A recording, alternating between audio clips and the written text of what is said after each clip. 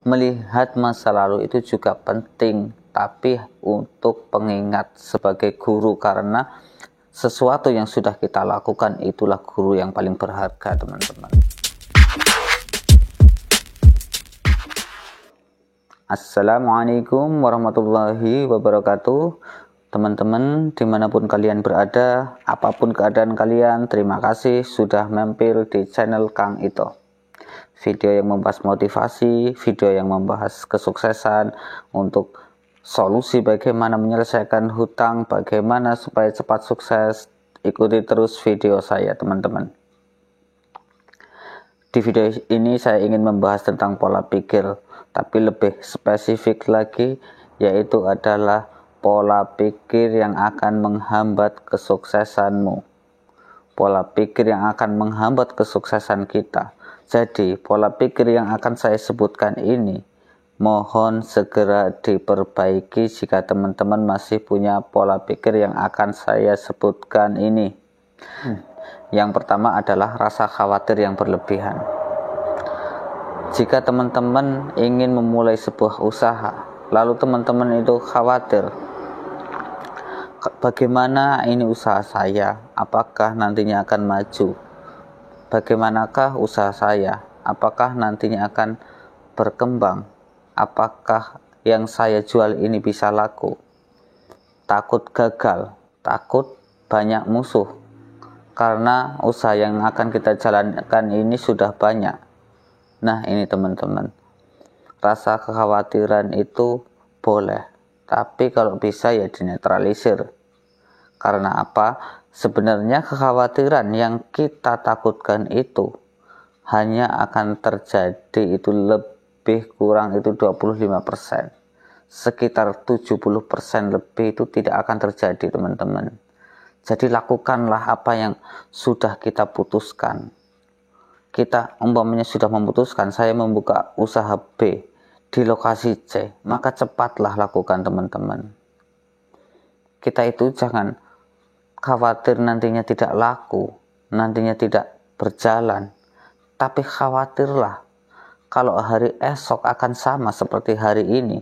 Hari ini kita susah, kita miskin, apa iya hari esok kita akan susah dan miskin lagi? Lalu kalau kita tidak mengeksekusi keputusan kita itu, ya otomatis hari esok akan sama seperti hari ini. Sudah bisa ditebak, teman-teman. Maka dari itu, kekhawatiran yang berlebihan ini sebaiknya dibuanglah, teman-teman. Nah, lanjut ke yang kedua. Yang kedua adalah hidup di masa lalu. Nah, ini teman-teman, jangan sampai kita berlarut-larut dalam masa lalu. Dulu saya sukses, dulu saya kaya, dulu saya miskin, dulu saya susah. Boleh kita mengingat masa lalu, tapi sedikit saja. Begini teman-teman, untuk lebih gamblangnya lagi, saya ibaratkan masa lalu itu seperti kaca spion mobil, dan masa depan itu adalah seperti kaca depan mobil. Kaca spion itu kan kecil, kaca depan itu kan lebar dan luas.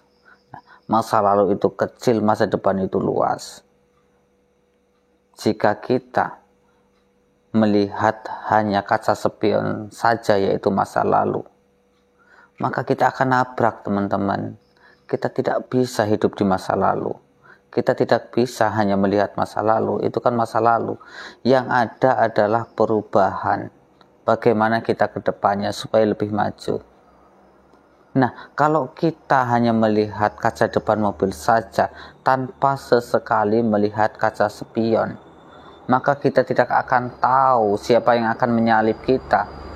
Jangan-jangan orang itu akan menyerempet kita, akan membuat kita ke pinggir, masuk ke dalam paret. Makanya melihat masa lalu itu juga penting, tapi untuk pengingat sebagai guru, karena sesuatu yang sudah kita lakukan itulah guru yang paling berharga, teman-teman. Yang ketiga adalah meratapi hidup. Saya ini kok susah, saya ini kok selalu di bawah, saya ini kok hidupnya paling melarat. Nah, ini teman-teman, tidak boleh. Kita itu harus berfokus kepada masa depan, kepada hasil yang akan didapat. Jangan terlalu meratapi diri. Jangan seolah-olah Anda adalah orang yang paling menderita di dunia ini. Saya ambil contoh begini teman-teman. Orang hamil itu kan sebenarnya susah ya, menderita lah. Karena dia membawa beban 10-15 kilo dalam jangka waktu kurang lebih 9 bulan. Mengapa ibu-ibu hamil ini tidak pernah meratapi nasibnya? Tidak pernah, kok saya ini hamil susah payah, ini bawa beban begini ke sana sini saya bawa. Saya sampai saat ini tidak pernah mendengar ibu hamil itu ngomong demikian. Saya dengar adalah ibu hamil itu selalu bahagia, selalu cerah wajahnya. Kok bisa demikian? Karena apa? Karena ibu hamil ini berfokus pada anaknya yang akan lahir, bukan pada prosesnya. Jadi teman-teman, supaya kita tidak menderita, kita tidak meratapi nasib, kok saya seperti ini, kerja terus. Nah ini teman-teman, fokuslah pada hasilnya, bukan pada prosesnya. Karena jika kita fokus pada prosesnya itu tadi, kita akan selalu meratapi nasib, kita merasa hidup paling menderita.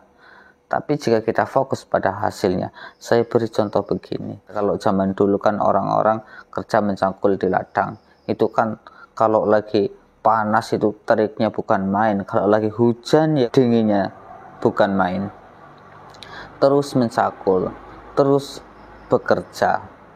Jadi mereka ini zaman dulu itu tidak pernah mengeluh. Karena apa? Mereka fokus pada hasilnya. Saya akan mendapatkan upah. Dan upah ini bisa untuk makan anak istri saya, bisa membahagiakan keluarga saya. Inilah yang harus difokuskan teman-teman. Sekali lagi, fokuslah pada hasil yang akan didapat, bukan kepada proses yang sedang dijalani. Yang keempat adalah pola pikir nggak ada yang mau mengerti saya. Nah teman-teman, emang elu siapa? Emang Anda siapa? Ya memang tidak ada yang bisa mengerti kita kecuali diri kita sendiri. Jadi atur-aturlah teman-teman. Jangan berpikir bahwa tidak ada yang mau memahami Anda, tidak ada yang mau peduli dengan Anda. Mungkin Anda posting di Facebook, nggak ada yang mau mengerti saya. Emangnya orang peduli? Emangnya orang itu ikut nangis? Enggak teman-teman, mereka paling tertawa. Enggak usah berpikiran kalau orang itu tidak mengerti saya, tapi berpikirlah bagaimana kita bisa mengerti orang lain, agar orang lain itu bisa mengerti kita. Ini yang harus kita fokuskan. Sebenarnya saya ngomong dari tadi itu adalah dibolak-balik saja teman-teman. Kalau Anda berpikir Anda tidak pernah dihargai orang, tidak ada yang memahami Anda, ya mungkin Anda tidak pernah menghargai orang, Anda tidak pernah memahami orang lain. Bukankah saya sudah membahas di video saya yang sebelumnya bahwa kita di dunia ini pasti ada hukum sebab akibat. Akibat Anda tidak dipedulikan orang lain adalah mungkin ya karena Anda memang tidak pernah peduli dengan urusan orang lain. Jadi jangan selalu salahkan orang lain atas kesalahan yang Anda lakukan. Gitu ya teman-teman.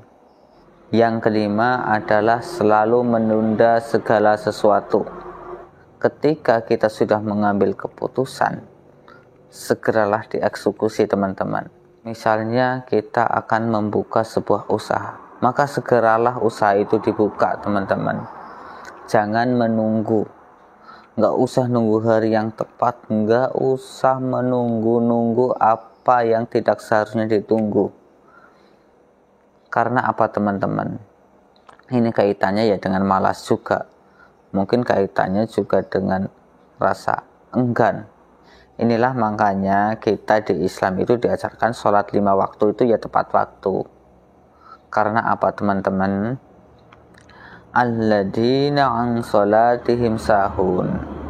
Orang-orang yang dalam sholatnya itu lalai. Nah, yang disebut lalai di sini adalah menunda sholat. Misalnya waktunya zuhur jam 12, sholatnya jam 2, jam 3. Itu lalai teman-teman. Nah, orang yang lalai ini, lalai dalam sholatnya itu celaka teman-teman. Begitupun kita ketika sudah mengambil keputusan, ketika tidak cepat-cepat dieksekusi maka akan celaka. Misalnya begini, saya ingin membuka usaha pencucian mobil di lokasi B. Karena saya tunda-tunda, di kemudian hari tiba-tiba ada orang yang sudah duluan membuka usaha cucian mobil.